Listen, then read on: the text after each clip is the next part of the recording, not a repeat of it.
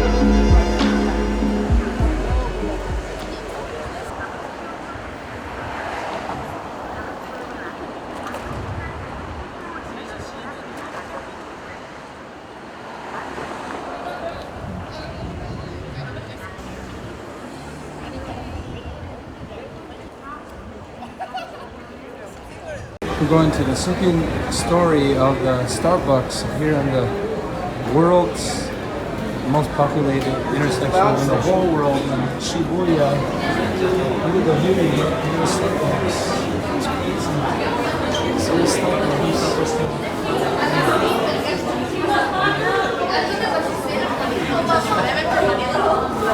Such a awesome view.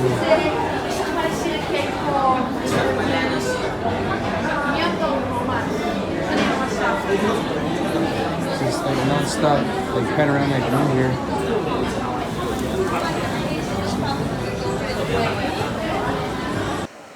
Over 1 hour wait for Nakiryu, one of the best ramen places, if not the best.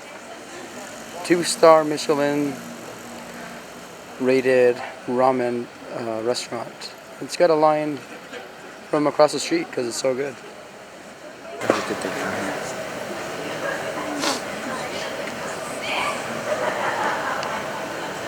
Drive like Super Mario.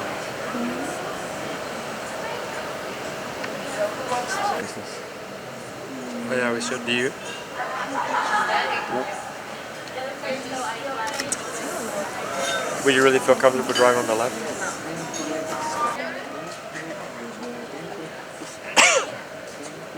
Is that by Roadmaster?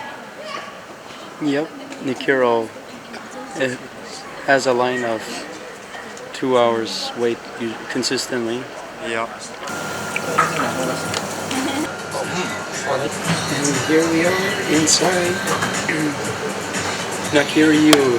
Right, Michael? We waited. This is the 2 hours. best ramen I've ever had. It makes sense that if we're in Tokyo, this is so good. It's unbelievable. Okay.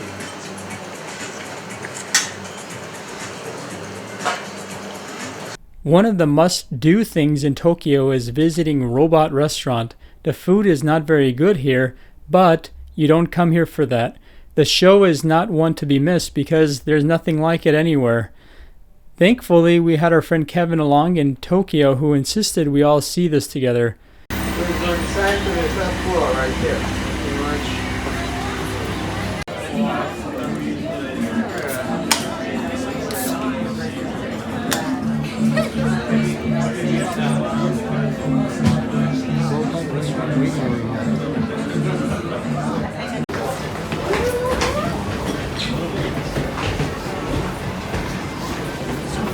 All the stairs, you have to go down. They should decorate this place a little more. What? Yeah, I don't think it's decorated enough. Oh yeah. It's been nice.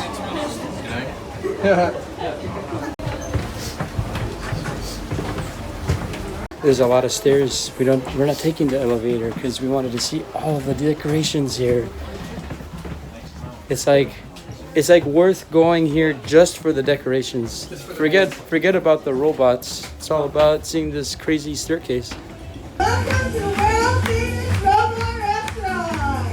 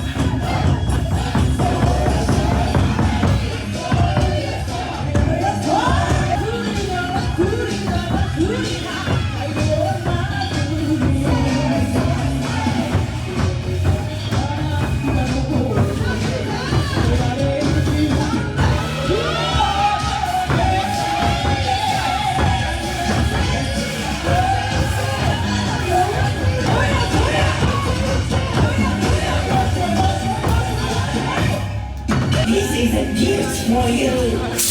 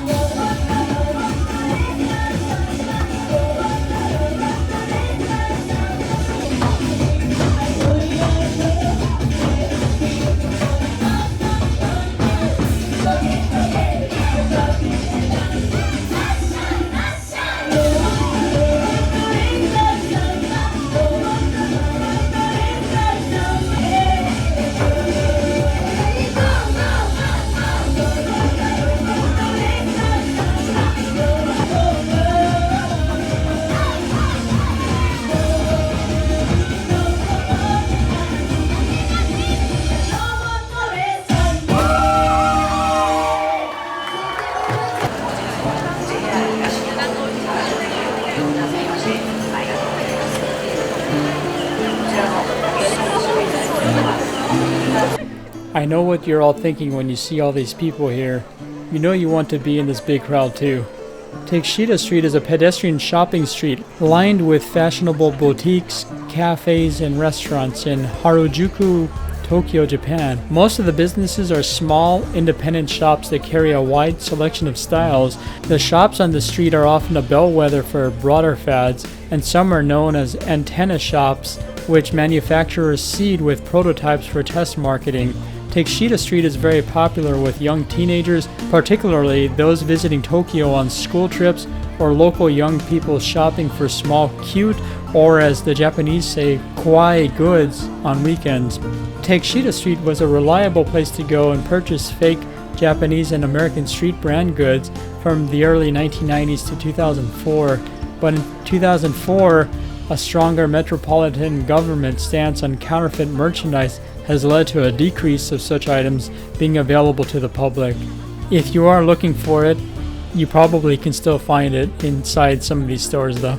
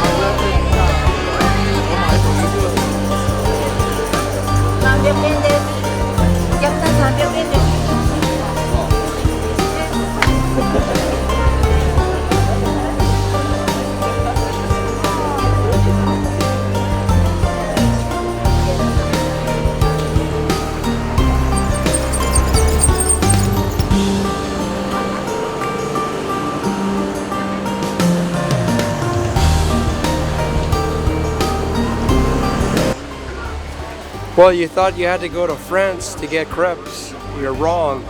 Wrong! Okay, in Japan, apparently crepes are pretty popular around here. So you get all kinds of flavors. Very good. It's like the oldest crepe shop here.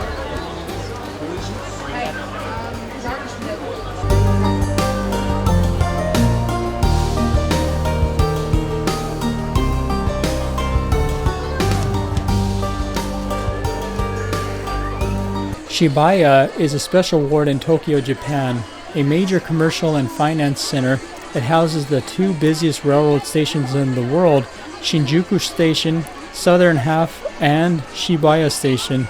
The name Shibuya is also used to refer to the shopping district which surrounds the Shibuya Station. This area is known as one of the fashion centers of Japan, particularly for young people and as a major nightlife area. One of the best known stories concerning Shibuya is the story of Hachiko, a dog who waited on his late master at Shibuya Station every day from 1923 to 1935, eventually becoming a national celebrity for his loyalty. A statue of Hachiko was built adjacent to the station, and the surrounding Hachiko Square is now the most popular meeting point in the area. During the late 1990s, Shibuya also became known as the center for the IT industry in Japan.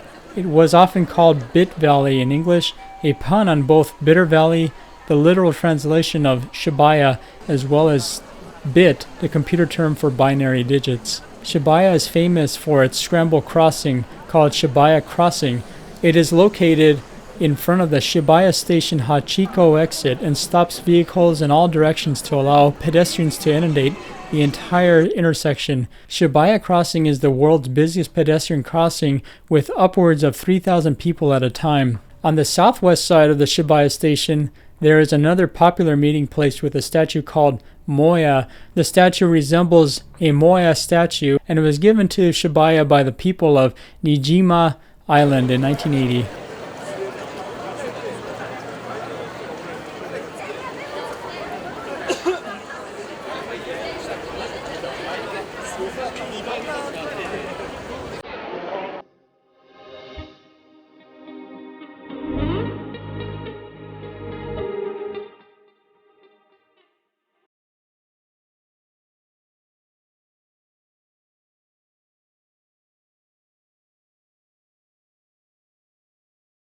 Here we are in Shibuya. It's the busiest intersection in the whole world. And about 2,500 people cross every single time the light turns green. It's insane because it's like more crowded in New York. Every like 2 minutes there's like a crossing. You're like, whoa, I don't want to be in the middle of that because it's ridiculously. But it's actually kind of fun though. It really is an amazing crossing now. Yeah, and actually there's a secret. If you go to the Starbucks on the second floor, you get an insanely good view for the price of a coffee, or it could be cheap and just try to grab a seat if you didn't buy one. I actually did not go up there. I didn't go up there. It's pretty cool. It's like going through Times Square, Shibuya, so definitely recommend it. I actually like it more than Shinjuku because it's a little bit better vibe. It's a little bit more. Not that Shinjuku is bad. It's just that Shibuya is kind of more. That's fun. Like Hollywood Boulevard. It's more like New York's Times Square. It's the most crowded intersection in the whole world. And it's said to be like 1,000 crossings all at once, and it really feels like it because. What? I thought it was 2,500 at a time. Well, I don't know exactly. At peak hours. Right now, it's just insane because so many people. It feels more crowded in New York, which makes sense because it is the most crowded. It is the most crowded. I think it's double. I've actually seen this intersection so many times in videos, like at Best Buy. They'll show this like intersection full of blur from the people crossing. But it's definitely worth seeing. It's actually better than Shinjuku, I think, because it's more like has more like a New York feel. Has more lively. Definitely is more lively. There's a lot more people. There are people taking pictures. There's people meeting people. Michael's sick, of course. He's clubbing tonight in this outfit. Can you believe it? Okay. And then look, we're doing our time lapse. Time lapse here.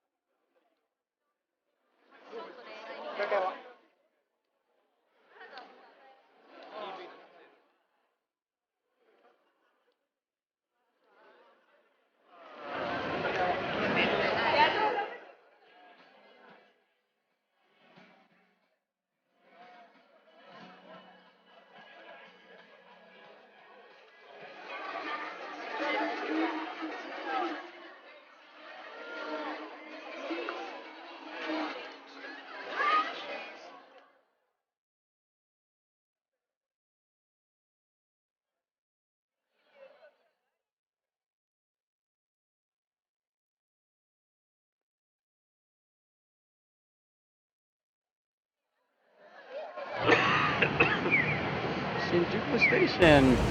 This is a central hub. Oftentimes when you look for a hotel, it'll actually specify if you want to stay near Shinjuku Station, which is also incorporating this JR line here. JR is a private company. Yeah, real.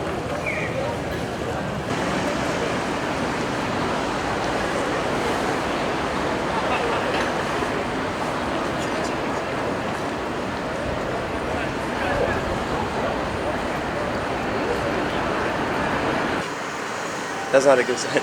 Like these are super popular. Yomoidi Yokocho, Memory Lane. Located near the busiest train station in the world, a tiny alley of around 60 small bars and restaurants linked by a narrow street just wide enough for two to pass stands in stark contrast to its crowded neighbor. This area, known as Memory Lane, started out as a black market in the 1940s after World War II. The strip was also known for cheap drinks and grilled skewers of yakitori. The area's main watering holes and lack of public restrooms earned its nickname Piss Alley, as inebriated patrons would relieve themselves in the street. Although the alley was partly raised to make room for the new Shinjuku Station and partly destroyed in a fire in the 1990s, a sizable chunk has survived. The local government has also rebuilt the fire-damaged sections, making sure to restore their original Showa-era appearance. Today, Omoidi Yokocho is filled with tiny stalls serving yakitori and nikomi, a type of beef tendon stew meant to be washed down with plenty of cheap beer and sake. Despite its sketchy past, the area is now perfectly safe for a visit.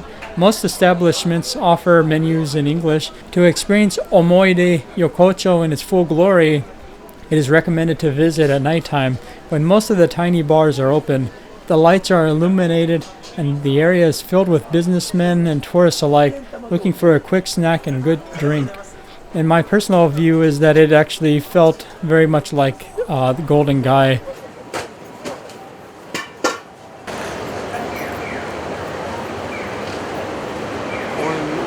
Moidi Yokocho. Memory Lane.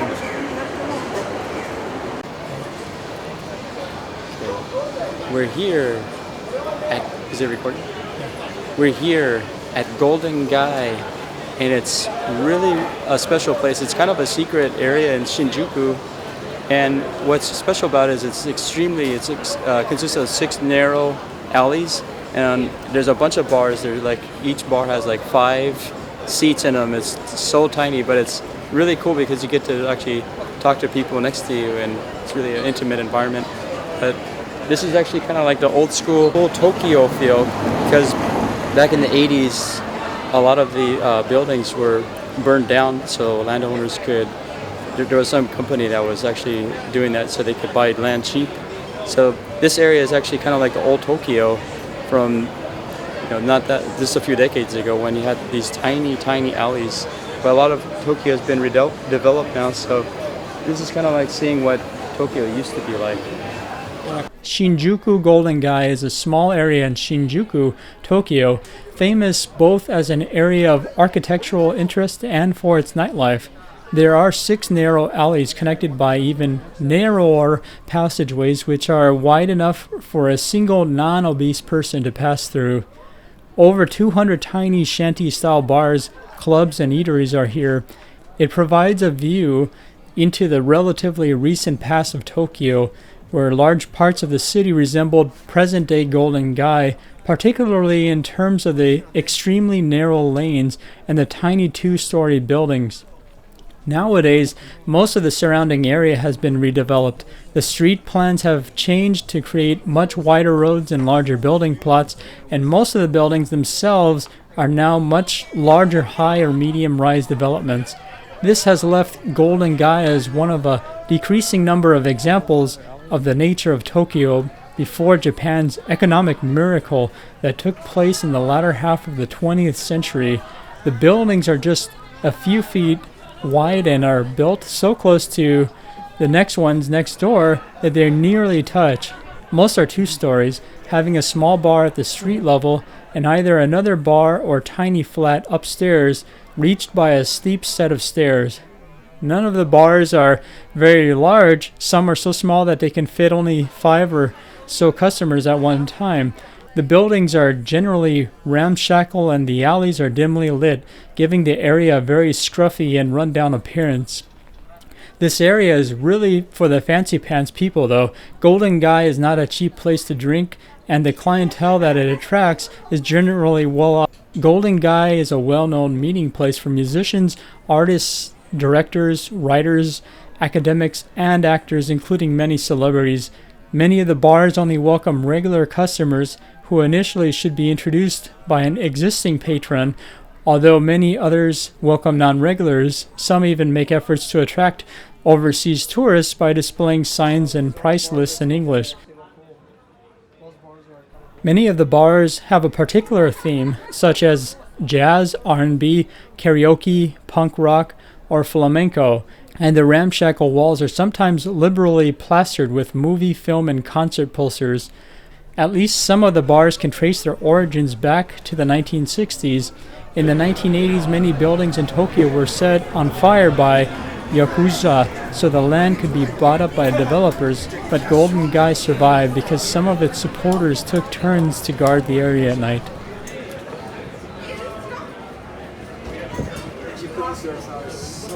This is the most expensive coffee you can buy. It's $400 per pound. I've never seen it before, but they actually do have it here. But I'm probably not going to get it just because it's usually too expensive. But this is made up. What happens is they actually feed coffee beans to this animal. It's like a cat. Then it poops it out, and it has like this really delicatessen type taste. I don't know what it tastes like because I never had it, but I imagine it's pretty good because who would want to otherwise eat or drink coffee that's been pooped out? But they have it right here. You should actually ask how much it is to try it. Kevin, would you try coffee? Okay. Get out of the way. Okay. I just checked in here.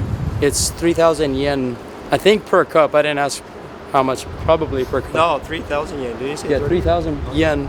I'm imagining it's per cup. That would make sense because it's like $400 a bag. Oh, how much? 3,000 yen? People are saying, what the hell is that? It's like $27, something like that. That's not bad. It's better than Michael's special sneeze coffee. Yeah.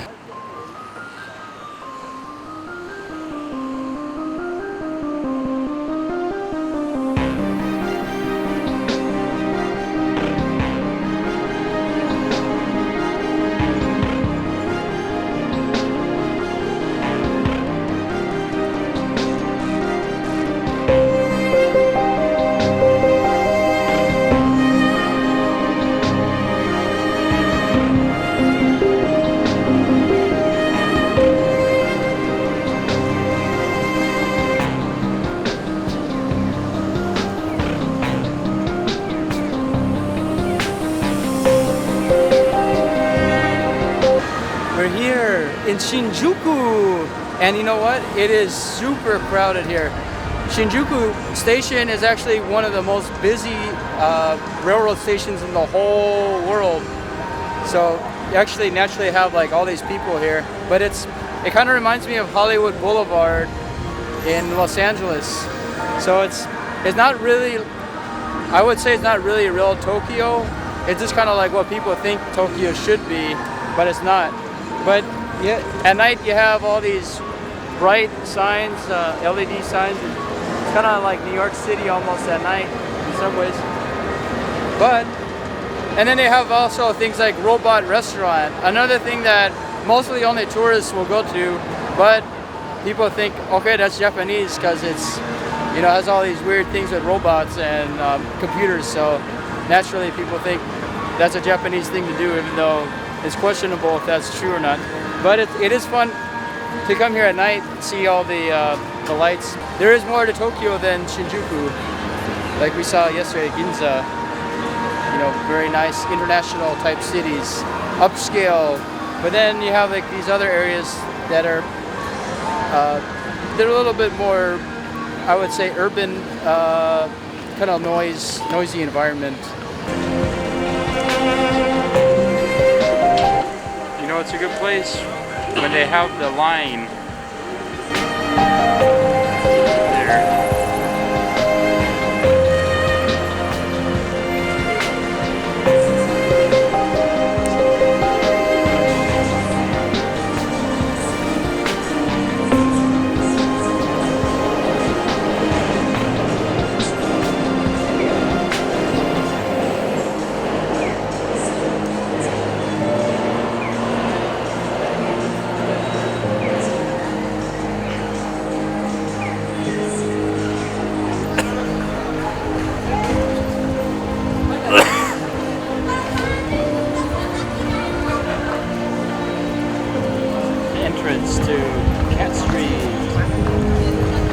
Cat Street is this pedestrianized alley in Tokyo that runs between Harajuku and Shibuya. Cat Street is the Japanese version of Weird that you'd see in Portland, Oregon. This is where you will find all the hip youth fashion. Cat Street was created on the bed of a stream that was diverted underground in 1964 as part of the preparations for the Tokyo Olympics. Part of the Olympic Village from that time can be seen at the top of Omotesando Boulevard, a stylishly designed apartment block called Co-op Olympia. The fashion and food here tends to be hole in the wall and slightly off the wall, but also with many well-known and high-end name brand stores along and off either side of it. Cat Street is very different from the jam-packed, excitable, self-absorbed teenage scene that is Takeshita Dori Avenue in Harajuku.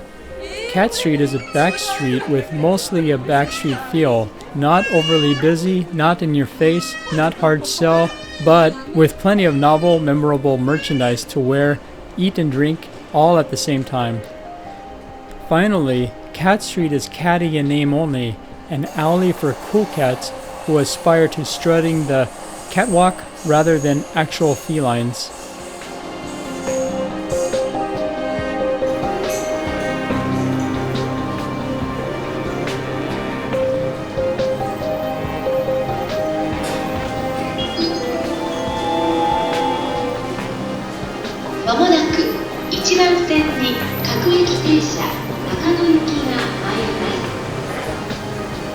We're about to take a train to a historical point of interest. Shows the historical. How do you know we're going there? That's a organization. Have all these trains. They're very efficient. They're actually are privately owned. So when people tell you why is no.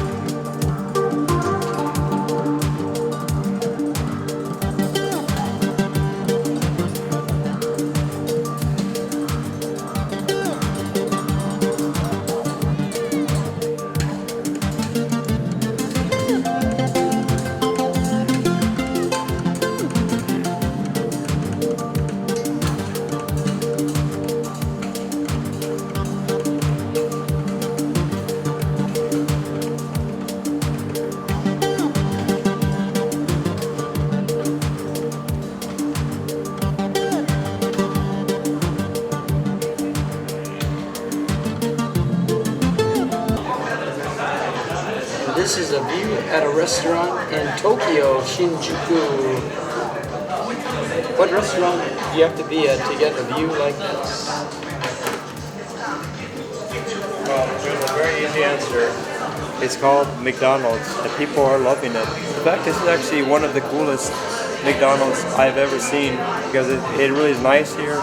There's no weird people. Kevin just came out of the bathroom.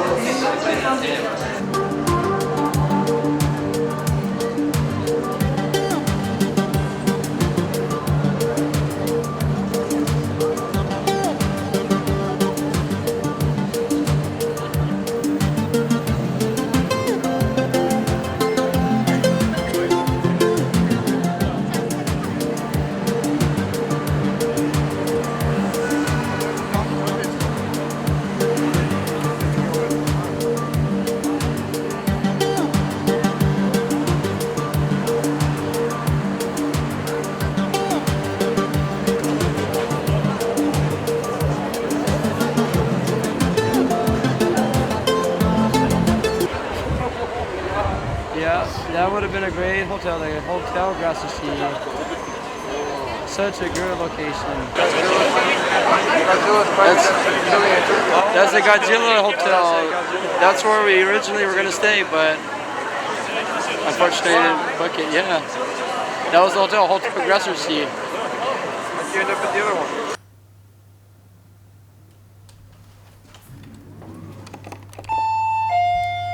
Konnichiwa. Okay, look at this. We are in Shinjuku, Tokyo, and you're gonna be surprised. For one thing, look at this. You have 3 beds. I managed to find a hotel with 3 beds, and it just works out. This is actually considered a pretty luxurious space because in Tokyo, you are not going to be able to find a room that has this much space. It's actually more of like a Western style room, I believe, that we booked. And now let me show you how this bathroom is. You got a bathroom. The Japanese bathrooms tend to have these shower heads like this, you know, raised. You can go up and down with this. You know, this contraption. You lower it and so. Oh, I gotta figure out how to make it go up. Yeah, of course. And then you turn on the faucet down, way down on the floor. It's kind of weird because pretty much everything gets wet when you're in these bathrooms. No, because that's a drain there right there. And look, you got a bidet. Michael loves the bidet. Yeah, it's awesome. Look at this. You got all these weird buttons and stuff. Get out of the way so I can. And Okay. Yeah. the bidet is interesting. It's not something I want it. And it heats your buns when you're taking it down. It is interesting to have the heated seat. Okay, and then I don't know if there's anything else to show you. Oh yeah, look, they give you a Blu-ray player, and You can rent Blu-rays here. Yep. Not that anybody would want to Blu-ray waste disc. time watching crap. And of course, you got your Bose audio, which everybody knows that Right, I where is hate it? Bose. I can't see it. I don't like Bose. Where is it? I don't It's even see right. it. Look at this huge Oh, that's where it is? It's, I wouldn't even call it a subwoofer. It's just their box thing that makes a lot of bass sound. I have not touched this thing because it's not good. I don't like it. But anyways, the TV is pretty cool. We used it one time. It's definitely going to be a room that has been fixed in my memory how small it is, because I don't even consider that small, to be honest. I mean, it's only small because we share it with Kevin, I think. yeah. Okay, well, we're off to get to the next destination now.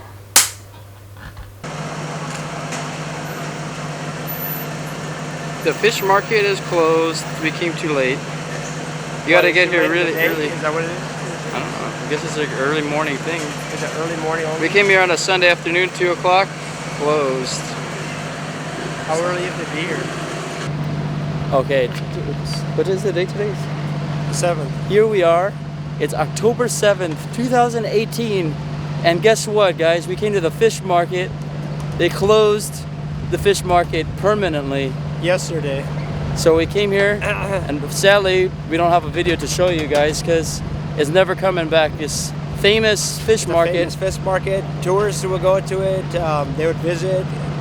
And there's ought to be a lesson to you guys. If you ever want to see something, make sure you see it early, because you know what? It might just disappear, because it took us an hour to get here, and then we discovered it's permanently closed, according to a CNN article. I don't understand how you can close a fish market in Japan where everybody eats fish and sushi. It's so It sad. doesn't make sense. It's- I imagine that they're just moving it to a better location, I assume, Okay, these are a lot of assumptions. We don't know what's gonna happen. I don't even know why. Sadly, a lot of these businesses on the side are gonna really have a hard time now because no one's gonna come here anymore. Because they depended on the tourists coming here, and then they would eat all of these places around here. Okay, well we gotta get going now to the next thing because we don't want to miss our next opportunity to see Ginza.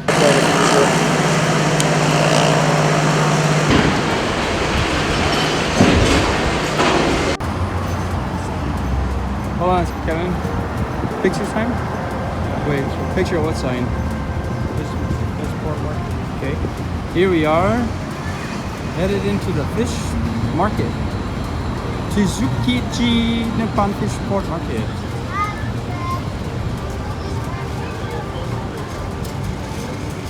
The wholesale market of Tsujiki Market, which was also known as the Inner Market and was famous for its tuna auctions, closed on October 6, 2018, the day we visited, and they moved to a new site in Toyosu where it reopened as Toyosu Market. Tsujiki's outer market, with its many shops and restaurants, on the other hand, did not close and remain in business. A visit to Tsujiki Outer Market is best combined with a fresh sushi at one of the local restaurants. The restaurants are typically open from 5 in the morning to around noon and early afternoon. Because most of the fish served and sold in Tsujiki Outer Market is delivered directly from Toyosu Market, this was one of the best places in Tokyo to enjoy fresh seafood.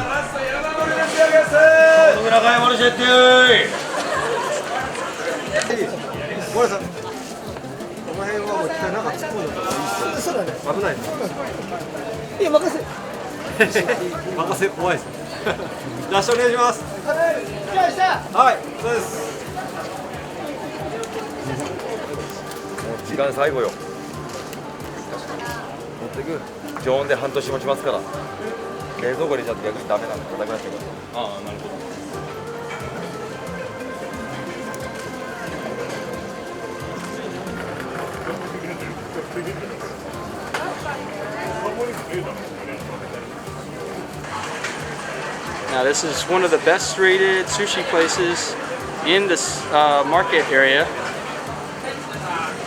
We're about to go eat some great sushi at Shuzanami.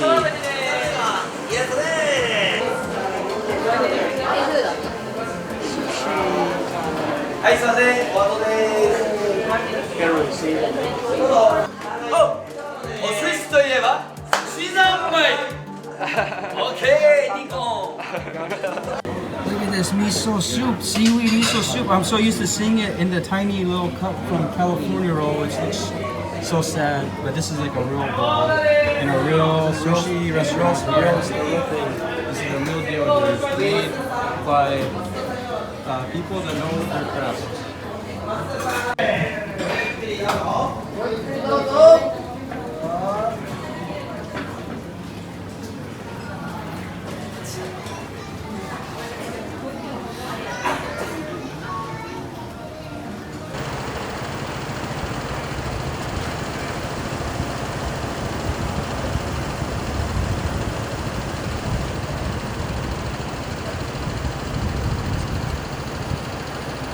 Is that about as much as that other place was? Yeah. Or was that other place more? Matcha treats. Look at all the choices you get of matcha. Matcha ice Not cream. just one, but like 5. Maybe 4. Just ordered the matcha I just green got tea the ice matcha cream. green tea ice cream. Oh boy. Tell me how it tastes, Michael. That's not even the ice cream. Oh. You're eating the candy on top. Matcha green tea. Right across the street from the famous fish market that just closed. Very good. Very good. But don't you always say that? No, I like matcha green tea ice cream. Look at that big fish behind you.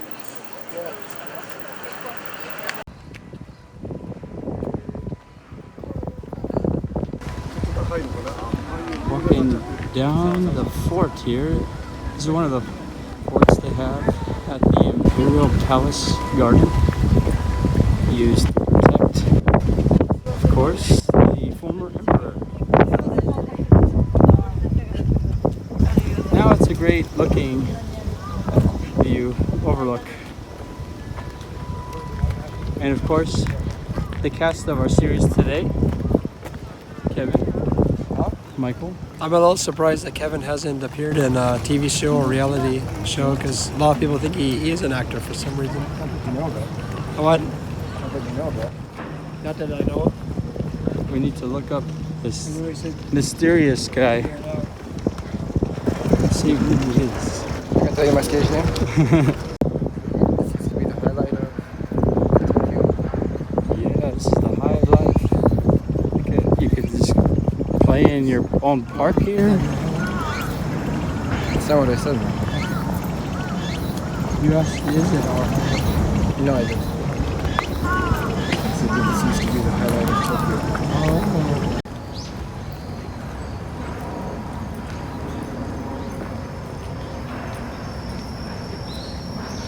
Stone Cellar. So this was used to put all your safe articles in here in case there was a fire going on. You would want to put it right in here because it was fireproof. I'm sure they had all kinds of video tapes and great stuff to put away to make sure that. Back before they had safeguards. Oh. Then she says,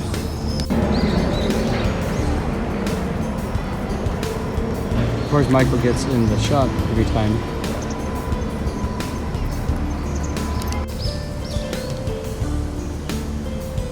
It said restored, so it means that it's partly the same.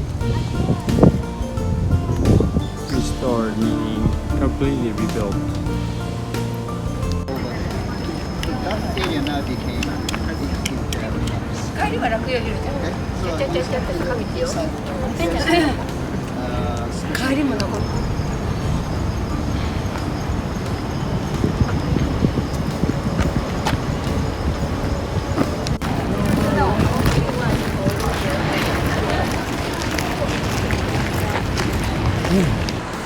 Here is the Imperial Palace.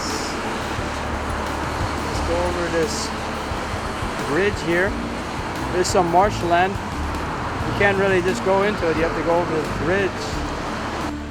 Here we are at the entrance of the Imperial Palace. And of course, we came when it's closed. And it's raining. So we're here in the rain and wish we were inside, even though it was raining. We came on the subway. It took us probably 45 minutes to walk here and the subway, and of course it's closed. Yeah.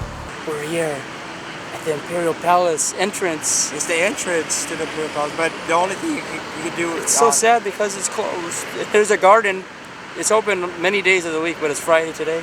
And they are not open on Friday. So if you want to see the Imperial Palace, don't come on Friday. Actually, like us. I don't think you can see the Imperial Palace per se. You can see the Imperial Palace Gardens. Which, Yeah. We know somebody who would really like that. Well, we got to come back and hopefully we'll be able to see the gardens next time. We're going to walk around the area and then go back because we have to get to the robot restaurant, which I cannot really show you guys because they don't allow cameras in there. Oh, you can use cell phone footage. Another formal entrance to the Imperial Palace. If you're driving in, probably the Prime Minister would use this type of entrance. I think, but then again it says... Oh, okay, yeah, this is not the way to the gardens, but it says please go down this way on your left to the next day.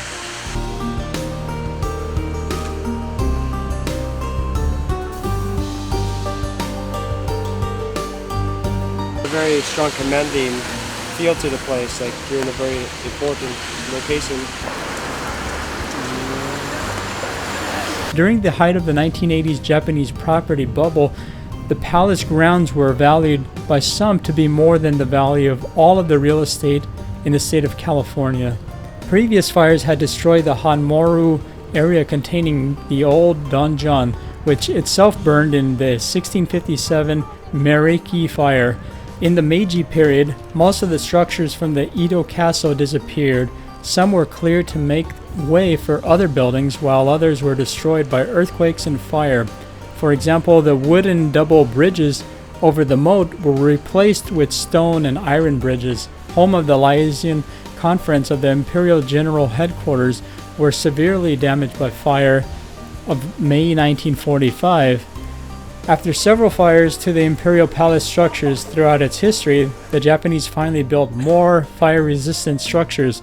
Today's palace consists of multiple modern structures that are interconnected. The palace complex was finished in 1968 and was constructed of steel-framed, reinforced concrete structures produced domestically with 2 stories above ground and 1 story below. The buildings of the Imperial Palace were constructed in a modernist style with clear Japanese architectural references such as the large, gabled, hipped roof columns and beams.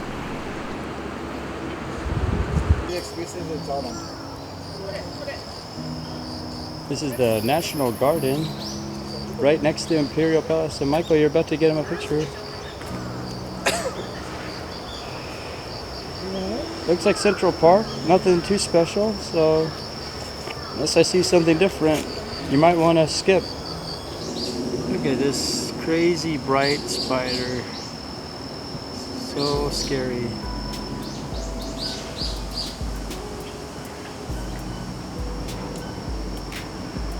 Watch out where you go here in the park, because you don't want one of these guys on you.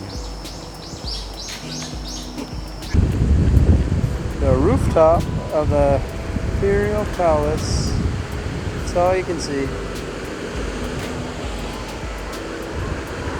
The other stuff is pretty impressive too. Has a moat, but can't see the palace.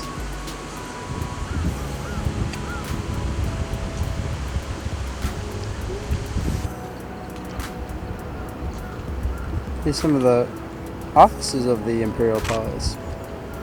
But seeing the residents is probably not going to happen unless you have an illegal drone.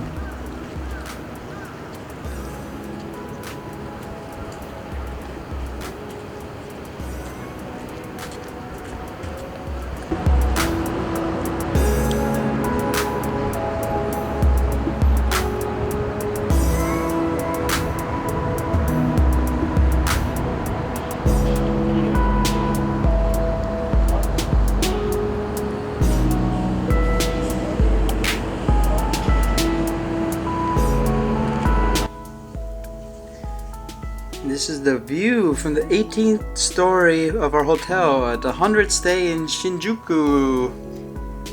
It's got quite a view here. You got the train down there, you don't even hear it. It's pretty nice and soundproof. And over here, Skytree. We are destined to go there and see it. I think it is going to be the last activity we do with Kevin today before he departs back to Hong Kong, which is 5 hours the wrong way.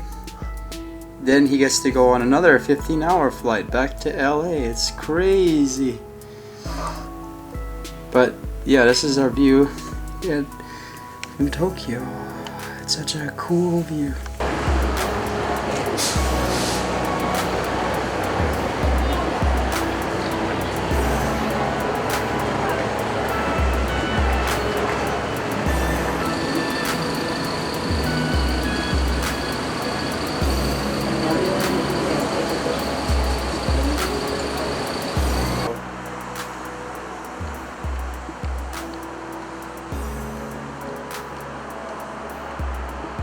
Not as tall as the Shanghai Tower, but tall enough.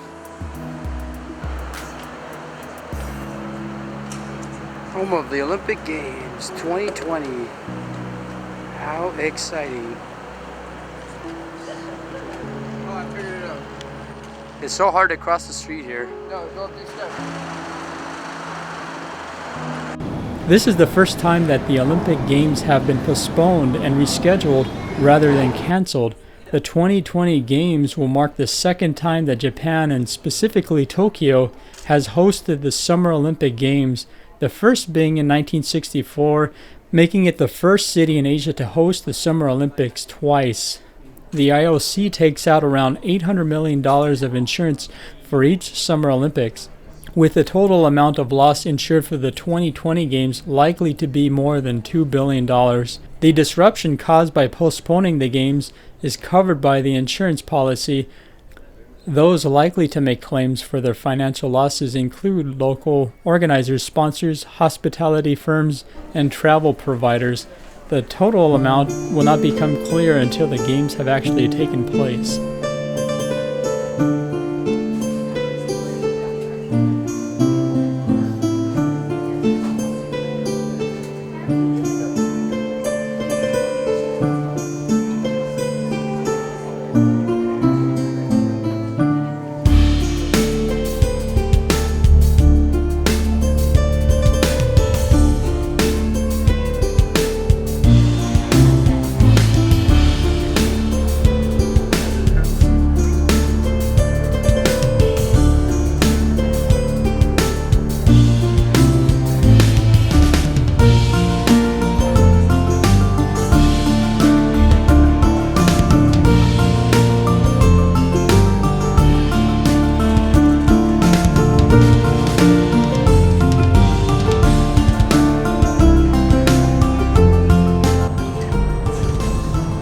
Odaiba.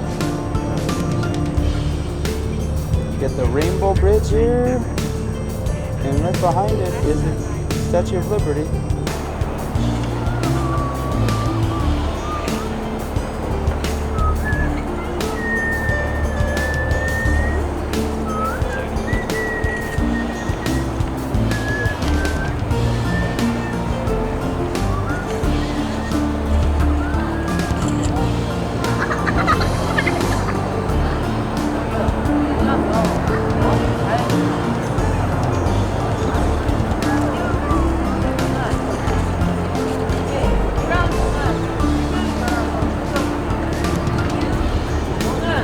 We're here in Odaiba, Tokyo, and look at this, we have the Statue of Liberty right behind us, and it was actually used to show like the friendly ties to France at the time, and it actually became a permanent exhibit here because it was so popular, so it was given back in sometime in between 1999 to 2000, and it's been a popular place to go to ever since, and I think people really do come special just for this one thing, and they wouldn't actually come otherwise, because who comes to Odaiba if you weren't going to see the Statue of Liberty? Well, there's a nice park over there with a view of the ocean, which is pretty nice too. What's also funny is this bridge looks kind of like the Brooklyn Bridge, but it's actually they locals call it the Rainbow Bridge because of the lights and stuff behind it. Yeah. Okay, well, that's it. And a lot of people are over here taking pictures and having a great time. Wondering what we're doing, but we will now get to the next destination, wherever that will be. We're eating here, having our minestrone soup and a burger. Minestrone soup and burger.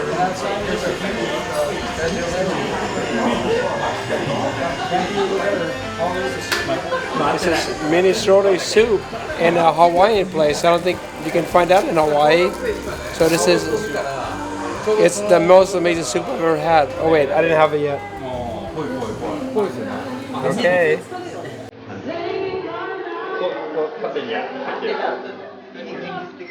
Very good.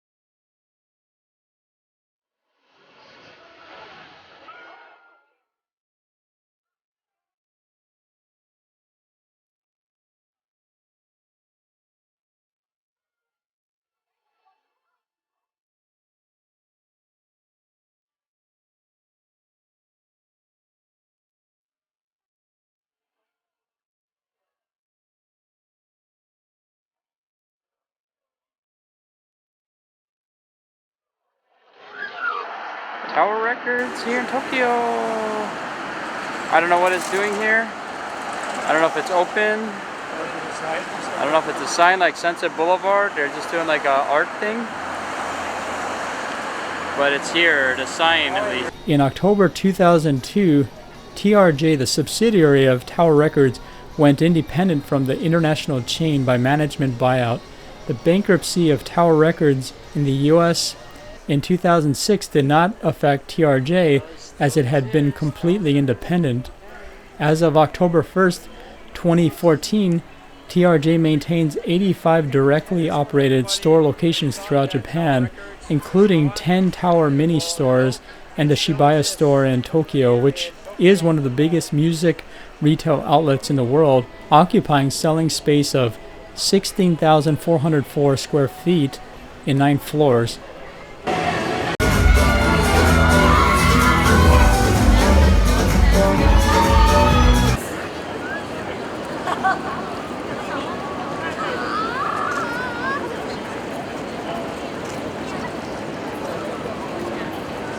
Ginza is a popular upscale shopping area in Tokyo with department stores, boutiques, restaurants, and coffee houses.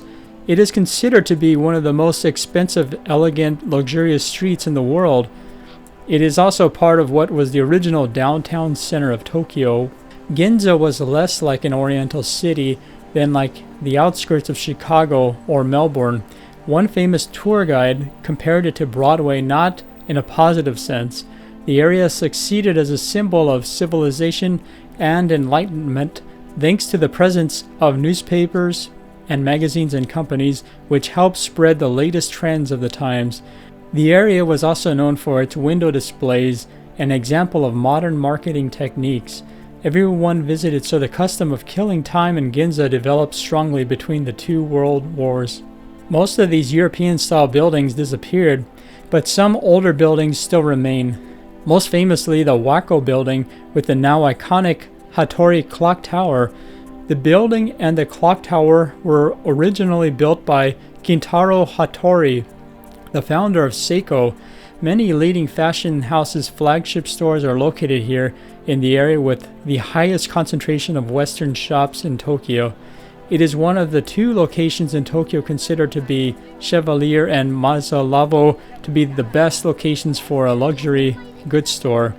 Its recent history has seen it as a prominent outpost of Western luxury shops. Ginza is a popular destination on weekends when the main north-south artery is closed to traffic since the 1960s. Each Saturday and Sunday from 12 p.m. to 5 p.m., the main street through Ginza is closed off to road traffic, allowing people to walk freely. This is called Hokosha Tengoku, or Hokoten for short, literally meaning pedestrian haven. There are some people who do street performances, such as magic and playing instruments. As a famous photo spot, some cats sleep on signs where people can put their own cats on street signs. The location where cats are is different depending on the date. After a catastrophic fire in 1872 that burned down most of the area, the Meiji government designated the Ginza area as a model of modernization. The government planned the construction of fireproof brick buildings and larger, better streets. In the following year, a Western-style shopping promenade on with 2- and 3-story Georgian brick buildings was completed. The new Ginza was not popular with visiting foreigners who were looking for a more Edo-style city. We are here in Ginza, Tokyo. Here we are in Ginza, Tokyo. It is an upscale area. This place is top notch because you know what? There's an Apple store, and anytime there's an Apple store nearby, you know that you're in a top area. And this is Tokyo with the Apple store. And they also have a bunch of other Western style upscale flagship stores right here in Tokyo. But the one thing it lacks though is the Japanese spirit of Sugoi and weird stuff, and it's a little bit subdued compared to the rest of Tokyo. Kind of like the Sugoi and kawaii culture. It's actually one of the most flagship streets probably in the whole world. They make so much money here. This constant flow of tourists and traffic. and it's just a lot of money being made right here. So actually, I think if you do come to Tokyo, this kind of has more of an international feel versus Shinjuku, where you're like, okay, this is definitely Tokyo. Over here, could be really in any city, I think. I think Michael would agree with me. You kind of feel like you could be anywhere. Except you see some Japanese names, but it's a lot of English style names. And this is a really luxurious street in Tokyo where you can find all the international brands.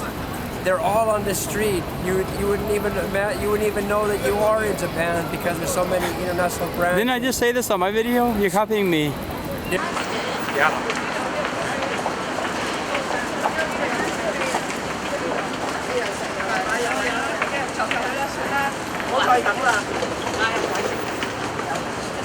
Healthy food makes you happy, safe, and No food additives, non-oil cooking, and carefully selected ingredients. wow, this is a restaurant I would eat at if I did not just have $100 worth of. Actually, not even $100. In LA, the meal would have cost probably $200. How much was it per person? More like 21 or 22? In Japan, it was only about 20 to 25 per person, and they had loaded up on sushi big time. This is a good alternative if you want something nice and healthy in the Ginza area.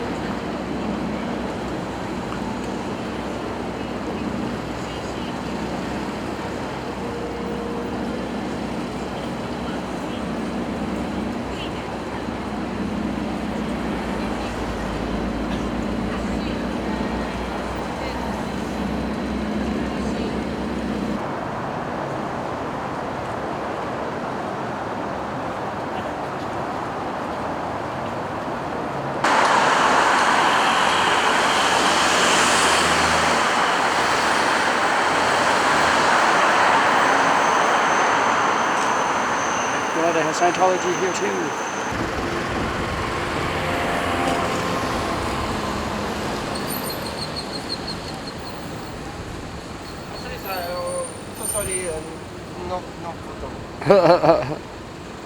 This ain't Hollywood. They don't care. First time.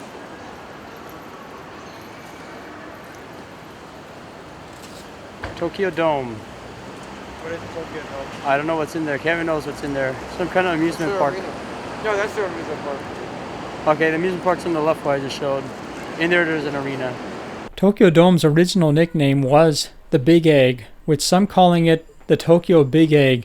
Its dome-shaped roof is an air-supported structure, a flexible membrane supported by slightly pressurizing the inside of the stadium. It has been the site of super headline concerts such as Mick Jagger, Bon Jovi, Michael Jackson, Britney Spears, and Taylor Swift.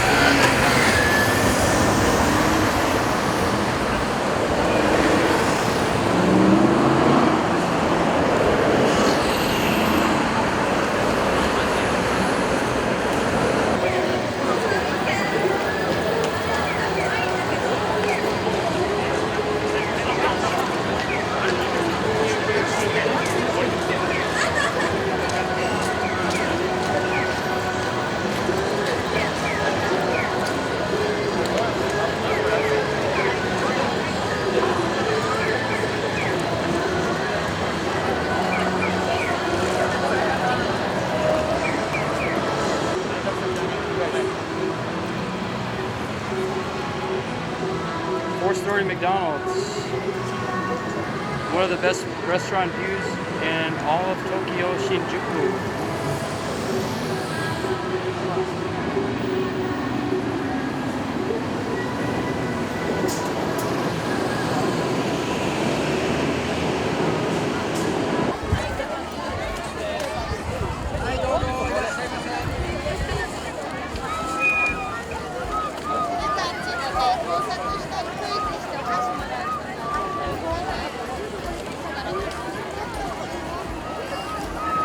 At 1,092 feet, Tokyo Tower is the second tallest structure in Japan. The structure is Eiffel Tower inspired that is painted white and international orange to comply with air safety regulations.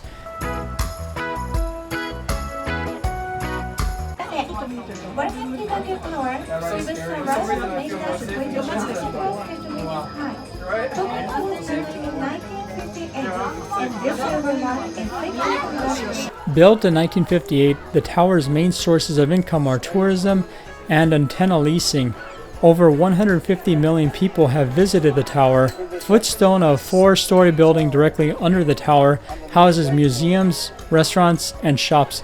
Departing from there, guests can visit two observation decks. The two-story main deck, formerly known as the main observatory, is at 490 feet tall, while the smaller top deck, formerly known as the Special Observatory, reaches a height of 819 feet. The names were changed following the renovation of the top deck in 2018.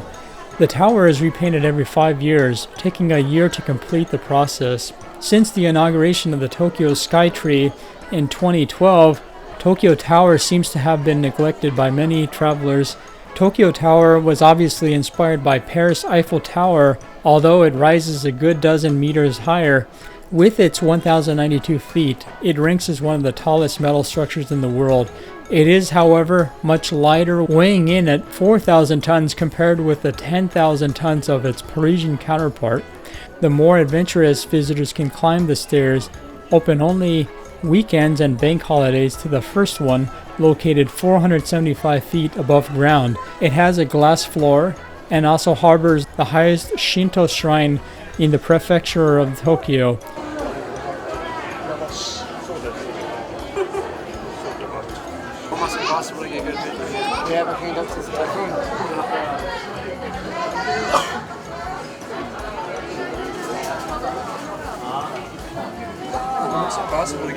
This is the final area Michael and I visited shortly after Kevin departed back home.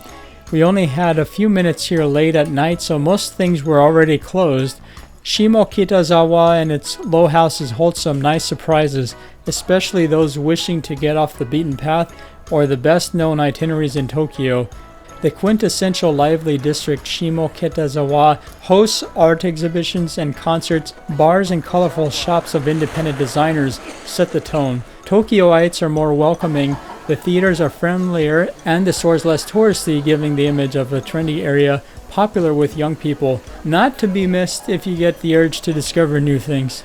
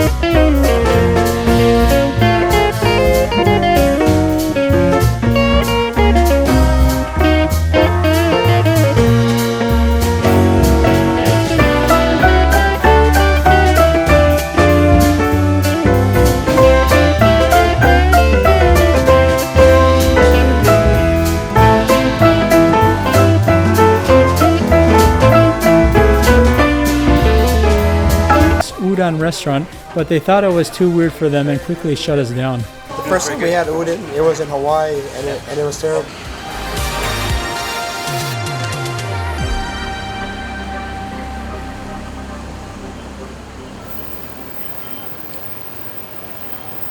After touring Hong Kong, Macau, Shanghai, and Tokyo, this was one of our last nights all together before Kevin had to depart back home to Los Angeles. We're on the elevator here at the 100 Stay Hotel. We're gonna meet up with our friend Kevin because he's leaving the hotel right now, and we have to do some exchange and have a little meeting before the airplane goes. Yeah.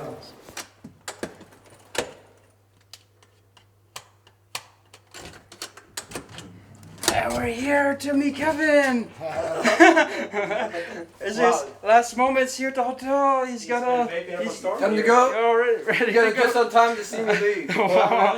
Yeah. Oh wow. Yeah, that's it? Yeah, you get to go on a month without a tour guide. What? Oh, no. Yeah, no, actually, for a second, I was actually feeling sad about it. I was like, what are we going to do with the guy who just tells us what to do, and I could just daze into space so he could just do all the work. Okay, the light's on him, not me. Change my flight. Change your flight? I don't think I could do that at the last minute. I'm kidding. Wait, you changed it? How can you change it? No. Do you feel like... I got you at 3. High level. Okay, do you... Maybe he can do it. You don't know how to hold like this? No, when Michael doesn't want to do something, he just does. Yeah, it's true. It's true. What do you guys think? Do you enjoy traveling to distant lands with your friends too? Please like and subscribe so that you get notified of our next adventure together with you.